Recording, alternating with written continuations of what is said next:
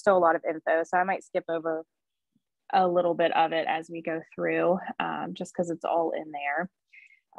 But screening for prediabetes and type 2 diabetes, really probably the main thing most of us look at is A1C or fasting plasma glucose levels. So pre-diabetes A1C is 5.7 to 6.4%, and then anything over 6.5% is considered actual diabetes. Oh, sorry, I forgot to say, next slide.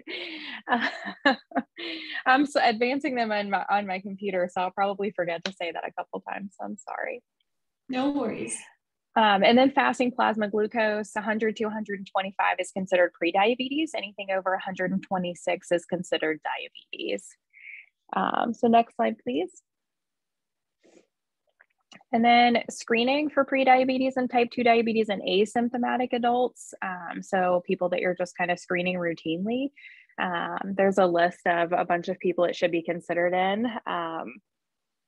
So first degree relative with diabetes, high risk race or ethnicity, a history of cardiovascular disease, hypertension, or on any therapy for hypertension.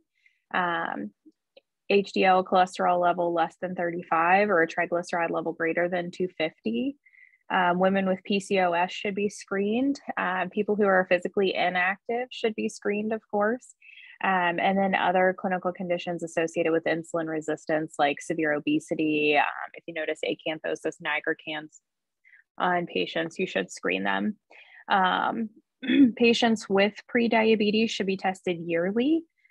Women who were diagnosed with gestational diabetes should be tested for the rest of their life, at least every 3 years, because they're at increased risk. For all other patients, testing should begin at least at age 35. Those other patients that I listed previously should be tested before 35. If their results are normal, testing should be repeated at a minimum of 3-year intervals with consideration of more frequent testing depending on initial results and risk status.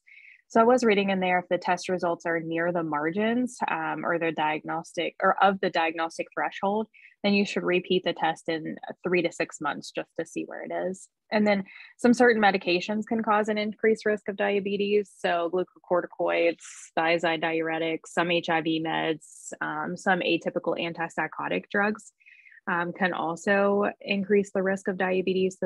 So those patients should be screened periodically as well. Prevention or delay of type 2 diabetes. So obviously lifestyle behavior changes are, the number one option, especially in pre-diabetes patients or even before they get to pre-diabetes.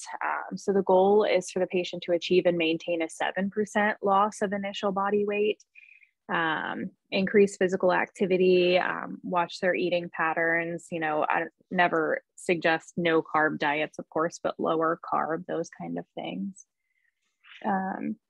And then prevention or delay of type 2 diabetes, pharmacologic interventions. So metformin therapy for the prevention of type 2 diabetes should be considered in adults with pre-diabetes. So especially those aged 25 to 59 years with a BMI greater than 35. And then either with a higher fasting plasma glucose or a higher A1C greater than 6, and also should be considered in women with prior gestational diabetes. So long-term use of metformin may be associated with vitamin B12 deficiencies. So periodically should just measure a vitamin B12 level just to make sure that it's not causing that issue for patients. I usually check it yearly on patients who take metformin. Behavior changes to improve well-being and health outcomes. So these things are obvious. Oh, sorry. I keep forgetting to say next slide. My daughter is also not sleeping through the night, so I'm like a sleepy hot mess on top of it. So I apologize, guys. So all people with diabetes should participate in diabetes self-management education. So there's 4 critical times to evaluate the need for diabetes self-management education, which is just a fancy way of saying diabetes education, or time with like a nutritionist even. So at diagnosis annually, and or when not meeting their treatment goals, when complicating factors develop, like new medical, physical conditions, psychosocial things are occurring, and when transitions in life and care occur. So I thought this was kind of an interesting tidbit, but MNT, or the nutritional therapy delivered by a registered dietitian, is associated with an A1C decrease of about 1%, which I thought was kind of interesting for people with type 1 diabetes, and then anywhere between 0.3 and 2% for people with type 2 diabetes, which is actually a pretty good amount of an A1C reduction for people just to get, you know, time with a dietitian. So I thought that was an interesting little tidbit. So, you know, diabetes education is always a great thing for these patients. So next slide. Assessment of glycemic control. Glycemic control is assessed by A1C measurement, CGM, or continuous glucose monitoring, and blood glucose monitoring, like finger sticks. So the glycemic status and A1C or other glycemic measurement, such as time and range on a CGM, should be checked at least 2 times a year. If not more than that, you know, the A1C we can check every 3 months per most insurance companies. So it should be checked more frequently if possible. But at least 2 times a year in patients who are meeting treatment goals.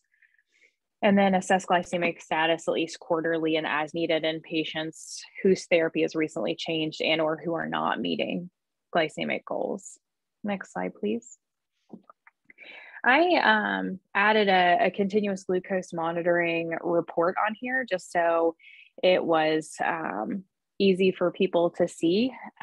These are the reports that we get, you know, when we download like a Freestyle Libre glucose monitor, a Dexcom glucose monitor. The Dexcom looks a little bit different. This one's more similar to the Freestyle Libre, but same concept. So in the top left corner, you can see there's a time and range box where it tells you a percentage of the time the patient is in target range over the past typically 14 days or so. That's usually what most of the reports show. And then below that, you see a waveform that has all kinds of different colors. And that's a 24-hour view of the patient's blood sugars over the past 2 weeks. Which is a really great view because you can see kind of what is happening through the day for that patient on average. So you can see the red I don't know if you guys can see that, but it's like early morning, middle of the night kind of time frame where it goes red.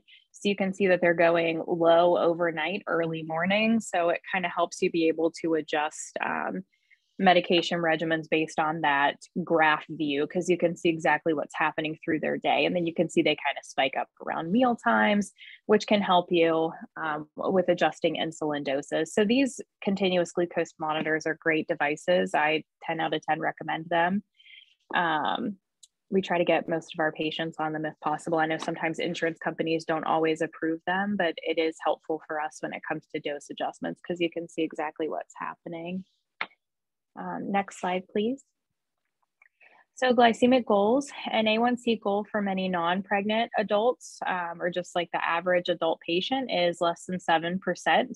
And that's as long as they're not having hypoglycemia. If you're using a CGM to assess glycemic control, a parallel goal for many non-pregnant adults is a time in range. So if you're looking at that, that report that I just showed you, that top left is the target range or time in range for the patient.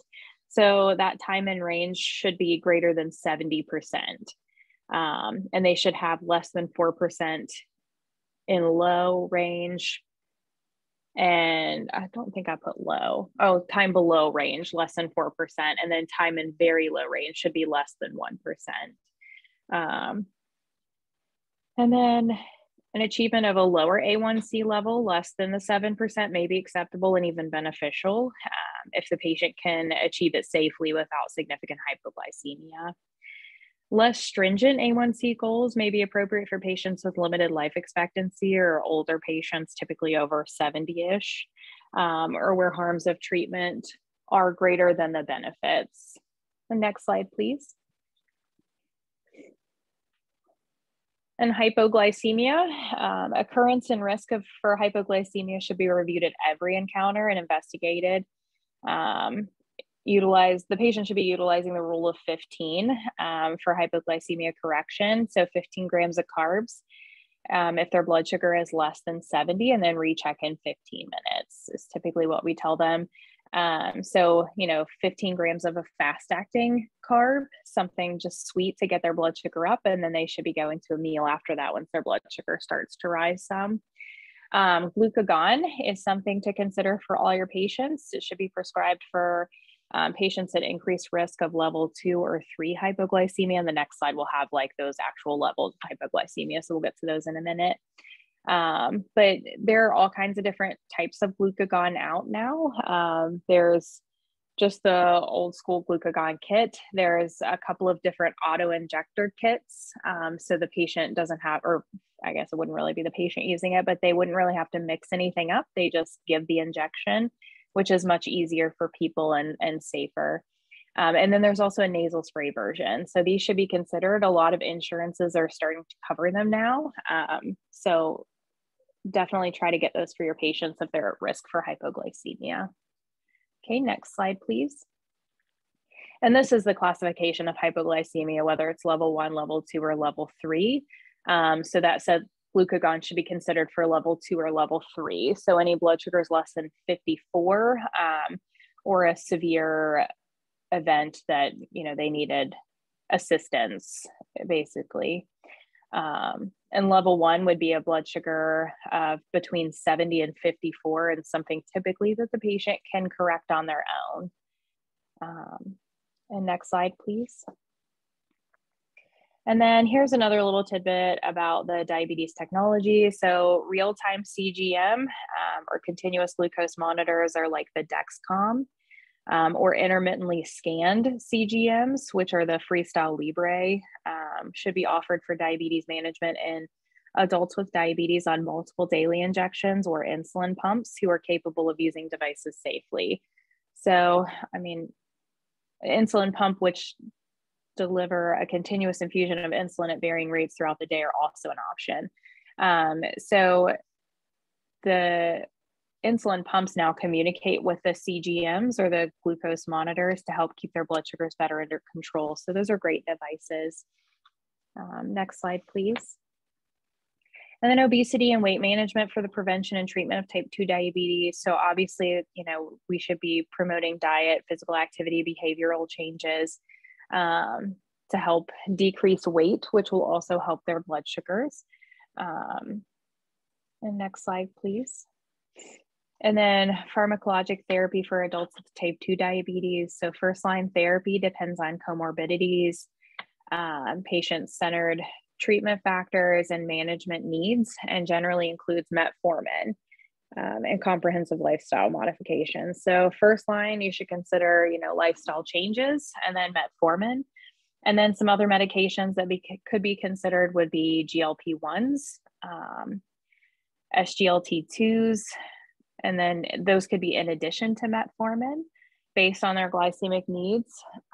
Those are appropriate initial therapies in individuals with type 2 diabetes with or at high risk for atherosclerotic cardiovascular disease, heart failure, and or CKD. So metformin should be continued upon initiation of insulin therapy unless contraindicated or not tolerated. So if they have kidney disease that it's contraindicated in, or if they just can't tolerate it due to side effects. But this will help with ongoing glycemic and metabolic benefits. Early combination therapy can be considered in some patients at treatment initiation to extend the time of treatment failure. And next slide, please. So the early introduction of insulin should be considered if there is evidence of ongoing catabolism or weight loss, if symptoms of hyperglycemia are present, or if the A1C levels are very high, greater than 10%, or blood glucose levels are very high or greater than 300. So a patient-centered approach should guide the choice of pharmacologic agents, consider the effects of cardiovascular and renal comorbidities, the efficacy of the drugs, hypoglycemia risk, impact on their weight, cost and access, and then risk of side effects. And then of course, patient preferences make a big impact too. You know, some of these GLP-1 medications are just once a week injections. So if you have a patient who's really not good at taking their medications in a timely fashion and forgets a lot of doses through the week, these are perfect for them. They only have to remember once a week. So those are some things to take into consideration. But anyone really with an A1C greater than 10 should be started on insulin, at least in the beginning, until their blood sugars can get better under control and other agents can be started. And next slide, please. In patients with type 2 diabetes, a GLP-1 receptor agonist is preferred to insulin whenever possible. So if somebody's A1C is less than 10 and you're starting something on top of metformin, you could do a GLP-1. These are great medications. Among individuals with type 2 diabetes who have established ASCVD or indicators of high cardiovascular risk, established kidney disease or heart failure, an SGLT2 inhibitor and or a GLP-1 receptor agonist with demonstrated cardiovascular benefits is recommended as part of the glucose lowering regimen, and cardiovascular risk reduction even outside of the A1C level. Next slide, please. And this is just a table that was in there. I think, don't you send these slides out to people? Okay, so this will be in there. I thought this was a really great table to include. It kind of tells you each drug class and whether they have some weight change benefit, if they cause hypoglycemia, if they have some cardiovascular effects, immense cost, which is a huge factor for patients. You know, some of these, while we promote the GLP-1 and the SGLT2 medications, they do have a lot higher cost, unfortunately, which can be really difficult for patients. It tells you, you know, whether they're oral or sub-Q, and then also the renal effects, which is really important information. I can send a link to attach to this. It's actually on like the diabetes education website. I'll find it and send it because I actually found it for a couple of students that I had recently, and I saved it on my phone too because it's a great resource. But it goes through all the different drug classes, all the medications that are within that class, and then it gives a lot of this other information too. So you know, weight, side effects, like all of those different things. So it's a great resource. And I just downloaded the I think it was like a PDF, and I just took screenshots of it on my phone to keep it on there so I could have an easy resource. So I'll send that out to everybody too, because that is a great resource. Cardiovascular disease, sorry, next slide, please.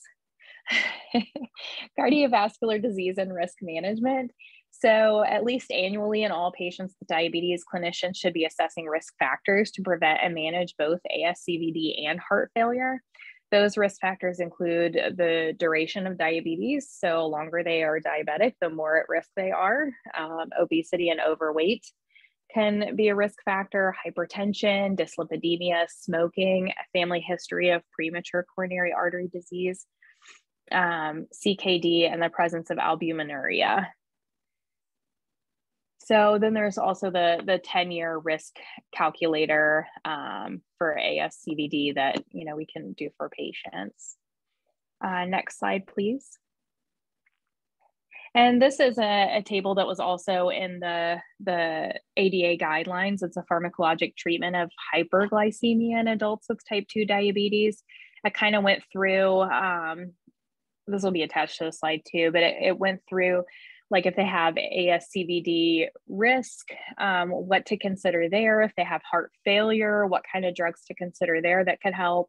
If the patient has CKD, kind of what route to take there.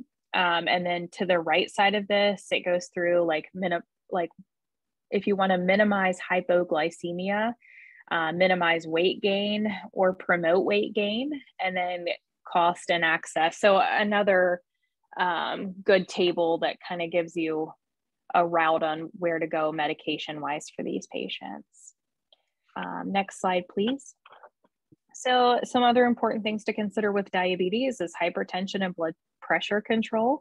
So for individuals with diabetes and hypertension at higher cardiovascular risk, a blood pressure target of less than 130/80 may be appropriate if it can be safely attained. So for individuals with diabetes and hypertension at a lower risk of cardiovascular disease, you want to treat to a blood pressure target of 140/90. So higher cardiovascular risk, you want a lower blood pressure if possible. Next slide, please. So lifestyle interventions are obviously the first intervention, but then there's also pharmacologic interventions for hypertension and blood pressure control. Treatment of hypertension should include some drug classes demonstrated to reduce cardiovascular events in patients with diabetes, like ACE inhibitors or ARBs. They're recommended as first-line therapy for hypertension in patients with diabetes and coronary artery disease. So they're preferred because they also help in patients with diabetes and urinary albumin to creatinine ratios greater than 30. So, if the patient has albuminuria, these are great drugs as well, and you should titrate them to get their blood pressure under control. So if one is not tolerated, like if they don't tolerate an ACE inhibitor, you should try an ARB instead. So next slide, please. And then another thing to consider with diabetic patients is lipid management. Lifestyle modification is obviously always first-line therapy for patients. Next slide, please. But also medications are something to consider too. So statin therapy with primary prevention. So for patients with diabetes, aged 40 to 75, but without cardiovascular disease. So these are before the patient gets to that point. You want to use a moderate intensity statin therapy in addition to lifestyle therapy, of course. For patients with diabetes aged 20 to 39 years with ASCVD risk factors, it may be reasonable to initiate statin therapy in addition to lifestyle therapy. So if they're 20 to 39 and have risk factors, then you want to consider it. In patients with diabetes at higher risk, especially those with multiple ASCVD risk factors or aged 50 to 70 years, it is reasonable to use high intensity statin therapy. And I have a slide, a couple slides down that goes through the different moderate and high intensity statins, because I have a hard time remembering those myself. In adults with diabetes and 10-year ASCVD risk of 20% or higher, it may be reasonable to add Zetia to maximally tolerated statin therapy to reduce LDL cholesterol levels by 50% or more. Next slide, please. And then secondary prevention. So for patients all ages with diabetes and cardiovascular disease, high intensity statin therapy should be added to lifestyle therapy. So for patients with diabetes and ASCVD considered very high risk, using specific criteria, if the LDL cholesterol is greater than 70 on a maximally tolerated statin dose, consider additional LDL lowering therapy like Zetia or PCSK9 inhibitor. For patients who do not tolerate the intended intensity, the maximally tolerated statin dose should be used. I had a colleague tell me not too long ago that if a patient can at least take Crestor 1 day a week, it was better than nothing. So I actually have a patient who is doing that. She can't tolerate it any more than just 1 day a week, so it's better than nothing. In adults with diabetes aged 75 years already on statin therapy, it is reasonable to continue statin therapy. So I know they always say like you should stop it after they reach a certain age, but if they tolerate it, they have no, risk factor or no issues from it, no side effects, I would just continue it. And then if they start having side effects, you can always stop it later on. And then in adults with diabetes aged greater than 75 years, it may be reasonable to initiate a statin therapy after discussion of potential benefits and risks. So if they're semi-healthy, and it's not unreasonable to start one of those. The next slide, please. And this will be included too. This is the difference between the high intensity and the moderate intensity statin therapy. So it gives you the doses and things like that, which I find very helpful. Also have this on my phone because I cannot remember the different dose ranges. So next slide, please. Lipid management. So for patients with fasting triglyceride levels greater than 500, evaluate for secondary causes of hypertriglyceridemia and consider medical therapy to reduce the risk of pancreatitis. In adults with moderate hypertriglyceridemia or 175 to 499, clinicians should address and treat lifestyle factors like obesity and metabolic syndrome, secondary factors like diabetes, chronic liver or kidney disease, nephrotic syndrome or hypothyroidism, and any medications that raise triglycerides. So in patients with ASCVD or other cardiovascular risk factors on a statin with controlled LDL cholesterol, but elevated triglycerides still, the addition of the CEPA can be considered to reduce cardiovascular risk. Next slide, please. Some other combination therapies. So statin plus fibrate combination therapy has actually not been shown to improve ASCVD outcomes and is generally not recommended. Statin plus niacin combination therapy has not been shown to provide additional cardiovascular benefits either above statin therapy alone. So it may actually increase the risk of stroke with additional side effects and is generally not recommended either. Next slide, please. I'm not going to go all the way through this slide, but it'll be included because, like I said, I have a ton of slides from this guideline. I just felt like all this stuff was pretty important. But this goes through like aspirin therapy, Plavix, all the different antiplatelet therapy when it comes to like coronary events. So you guys can read over that. Next slide, please. So cardiovascular disease and the treatment in patients with type 2 diabetes and established ASCVD, multiple ASCVD risk factors or diabetic kidney disease, an SGLT2 inhibitor, like Jardiance or Farxiga with demonstrated cardiovascular benefits is recommended to reduce the risk of major adverse cardiovascular events and or heart failure hospitalizations. So when it comes to the SGLT2 inhibitors, we love these medications, but they also have some risk factors to consider. So if your patient has a high A1C, I wouldn't start these medications. It can cause euglycemic decay in these patients when they're dehydrated. And if they're peeing out a lot of sugar from these drugs, then they're going to get dehydrated even faster. So I'd be cautious in starting these. I typically don't start it on anybody with an A1C over 9. So I try to get them better under control with other things first before starting these so we don't cause other issues and then they kind of can't take this drug class anymore.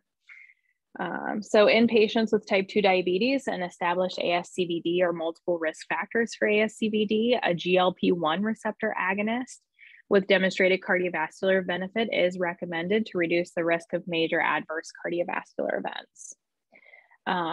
In these same patients as above, combined therapy with an SGLT2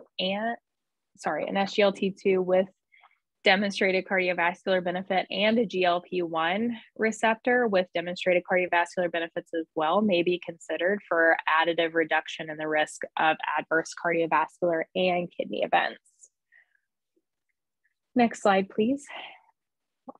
In patients with type 2 diabetes and established heart failure with reduced EF, an SGLT2 inhibitor with proven benefit in this patient population is recommended to reduce the risk of worsening heart failure and cardiovascular death. In patients with known ASCVD, particularly coronary artery disease, ACE inhibitors, or ARB therapy is recommended to reduce the risk of cardiovascular events. So like we talked about, controlling their blood pressure. Next slide, please. So kidney disease, chronic kidney disease, you want to screen for these patients, any diabetic patients for CKD at least annually. So, you know, obviously checking creatinine, GFR, but then also checking a urinary test to check for urinary albumin in these patients should also be checked. So it's, I'll got myself sidetracked. So you should check at least annually the urinary albumin and the GFR in patients with type 2 diabetes, or sorry, type 1 diabetes greater than 5 years. So once a type 1 diabetic is diagnosed, you can wait at least 5 years before you start screening them. But type 2 diabetes, you want to screen them regardless of when they were diagnosed. I would just screen them annually.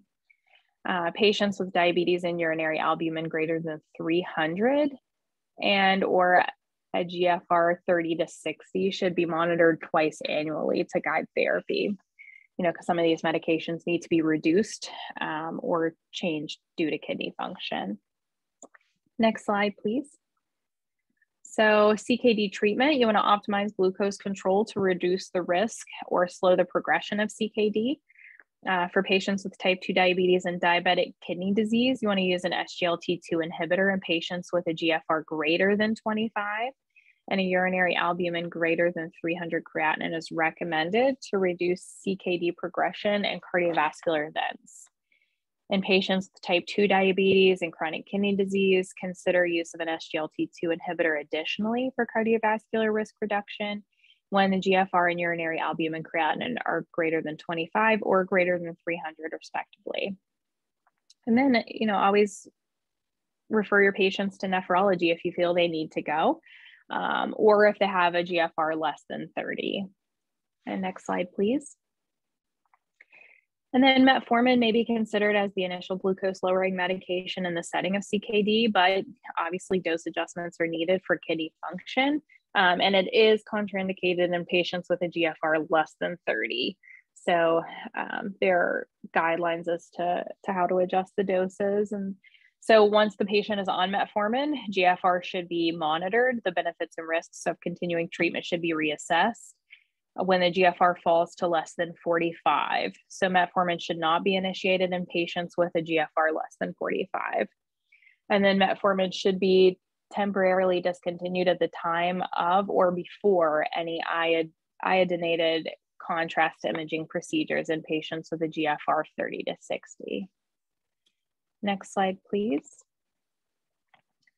SGLT2 inhibitors should be given to all patients with stage 3 kidney disease or higher and type 2 diabetes. This says regardless of glycemic control, but I kind of beg to differ. I feel like they will just end up in DK, but as they slow CKD progression and reduce heart failure risk independent of glycemic control. So empagliflozin and dapagliflozin are approved by the FDA for use with GFRs 25 to 45 for kidney or heart failure outcomes. GLP-1 receptor agonists are suggested for cardiovascular risk reduction if such risk is a predominant problem, as they reduce risks of cardiovascular events and hypoglycemia and appear to possibly slow CKD progression. Some GLP-1 receptor agonists require dose adjustment for reduced GFR, but the majority of them do not. So they're safe with patients with CKD. Next slide, please. Diabetic retinopathy is also something to monitor for in these patients with diabetes. So you want to optimize glycemic control, obviously, to reduce the risk or slow the progression of retinopathy. You want to optimize blood pressure and lipid control.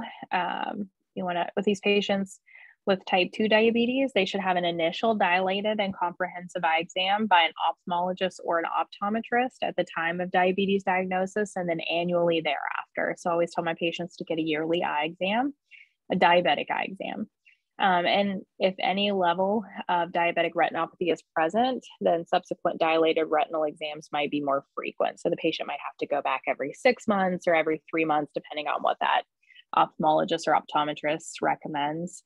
And then they actually have programs that use retinal photography instead of dilation of the eyes. And those are appropriate as well. My eye doctor actually, you have to pay like an extra $15 or $20 to get the retinal photography instead of doing the dilated eye exam. And I feel it's totally worth that extra $15 to $20 because then I can see when I leave to drive myself home. So that's always an option for patients. Next slide, please. And then you want to promptly refer patients with any level of diabetic macular edema, moderate or worse non-proliferative diabetic retinopathy, which is a precursor to proliferative diabetic retinopathy, or any proliferative diabetic retinopathy, to an ophthalmologist who is knowledgeable and experienced in the management of diabetic retinopathy. The presence of retinopathy is not a contraindication to aspirin therapy for cardioprotection. So, because aspirin does not increase the risk of retinal hemorrhage. Next slide, please. Diabetic peripheral neuropathy. So all patients should be assessed for diabetic peripheral neuropathy starting at diagnosis of type 2 diabetes and then 5 years after the diagnosis of type 1 diabetes, but they should be screened annually.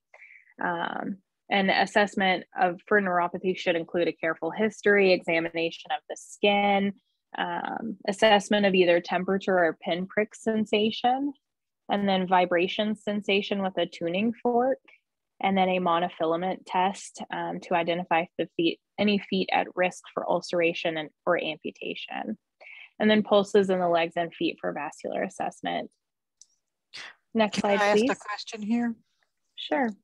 I've just went through a episode with my feet where there was, now that you say, is it kind of like little ulcers? Is that what one of your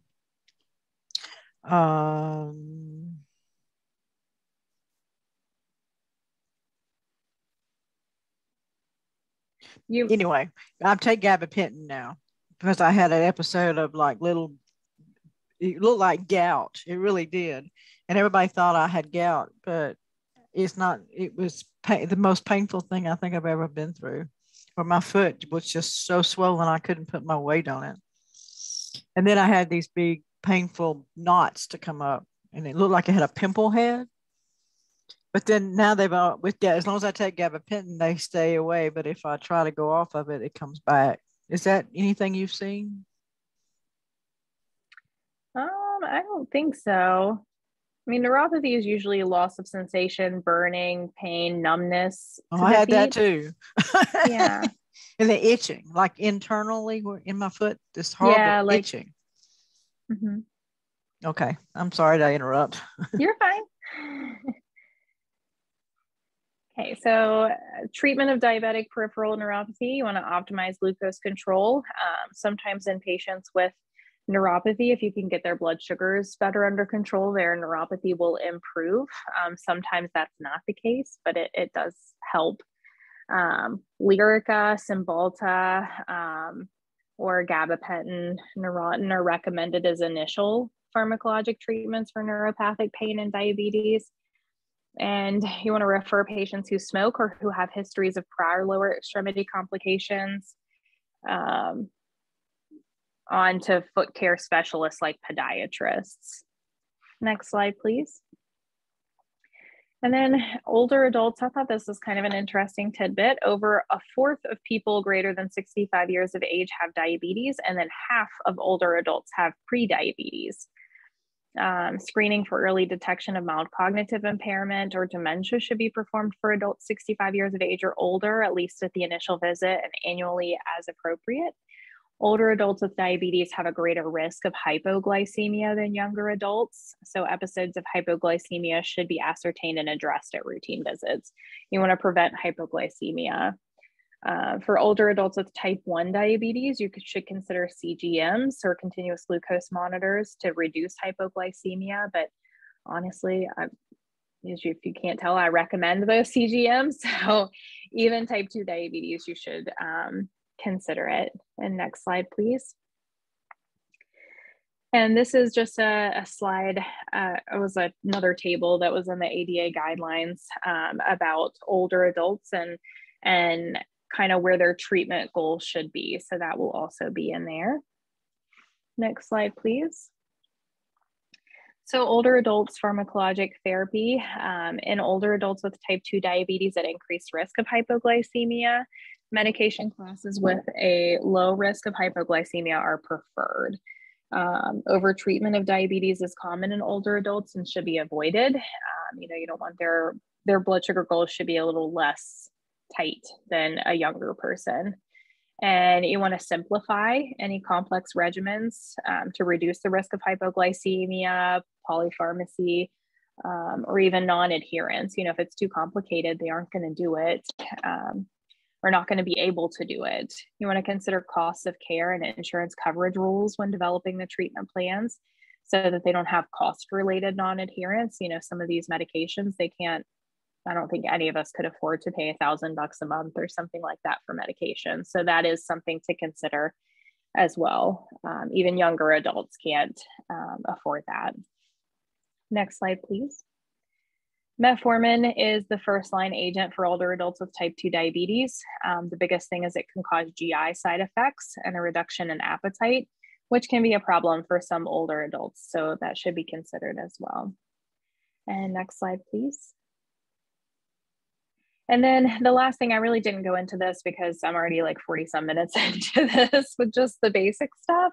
But the ADA guidelines does go a little bit further into specialty populations like during pregnancy, children, adolescents, nursing home scenarios, and hospitalization times. So those can be looked at in the ADA guidelines, but it was a lot of information to try to condense into a small presentation.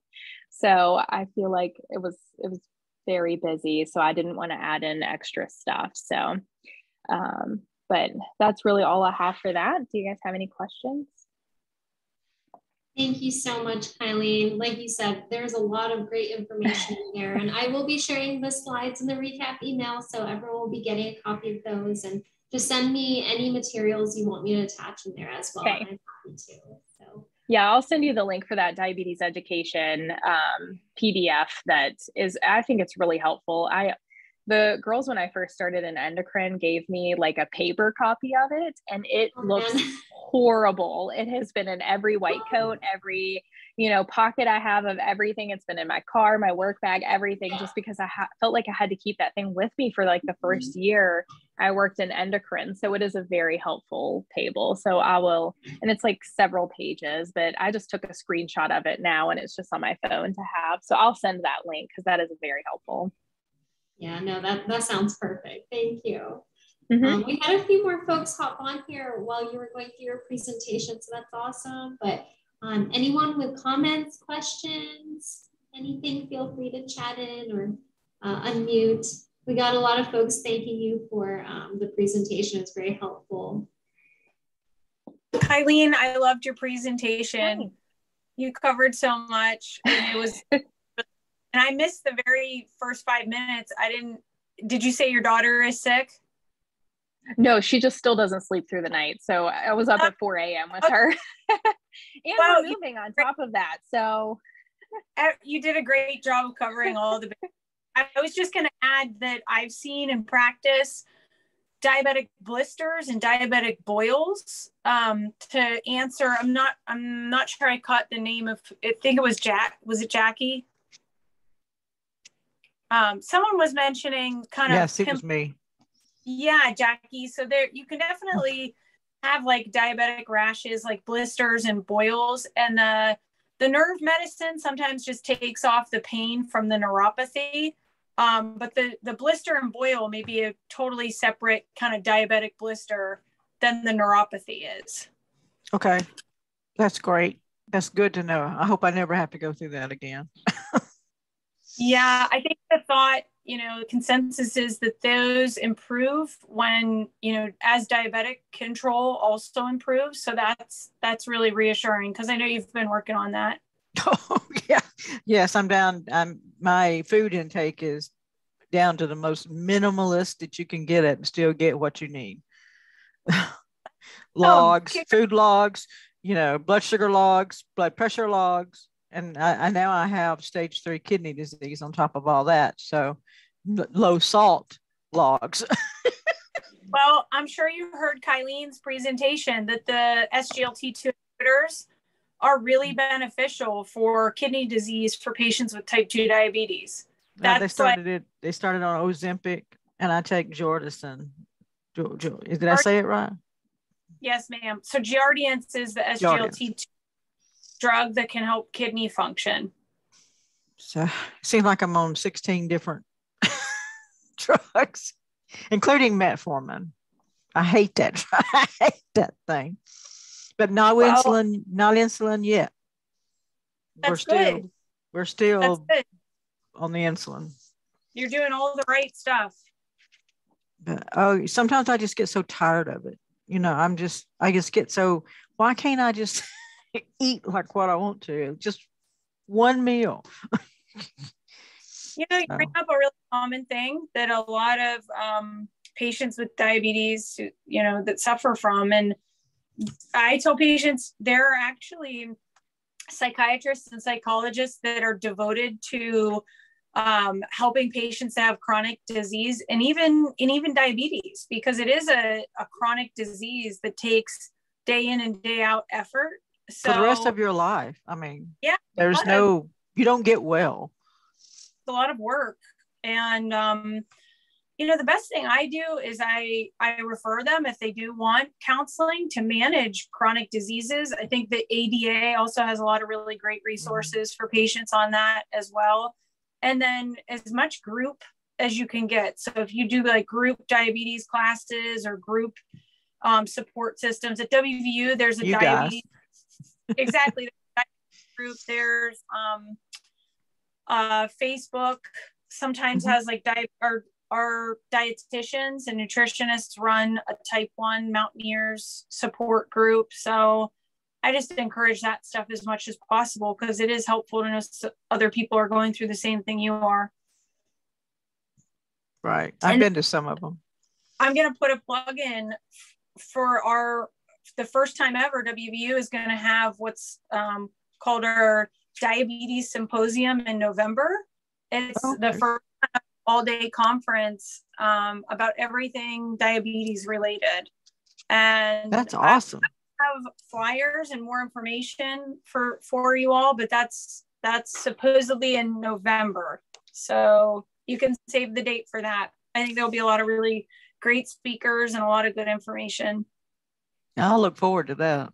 I'll take off work and I am too. I'm really excited for it. We have a great lineup of speakers, and I hope the information will be really impactful.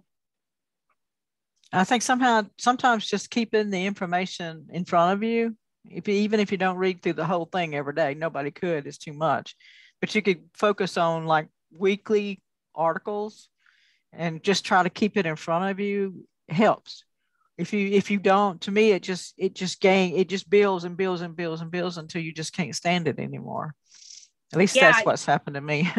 And being in the hospital for 5 days with that mess didn't help either. I think that's a great suggestion, Jackie. And you can all see behind me, I tell my patients to do the same thing that I do. I keep like binders you can keep binders of any information. So binders about your diabetes, pamphlets you get, educational things, and just keep it in a binder for yourself. Or I use the notes function on my iPhone to save information under a specific topic. I think it's really helpful too. Yes. Dr. Giordano, when you get more information about that November event, please send that over, and we're happy to send it out to our listservs, our endocrine listservs. Thank you. Absolutely. Thank you. No, we appreciate that. Thank you. Thanks, Kylie. Thanks. And Jackie, I wanted to thank you for your being open about, sharing everything. We really I try to be quiet. I never can. No, you shouldn't be quiet. That's what ECHO is for. Melissa, I saw you had unmuted. Was there something you wanted to comment on or ask? Just going to thank everybody. And thank you again, Jackie. It does help to hear more from the patient perspective. That's always super helpful. Thank you, Kylie. Good. I'm glad. Y'all can throw me out if I get too vocal. No, it helps.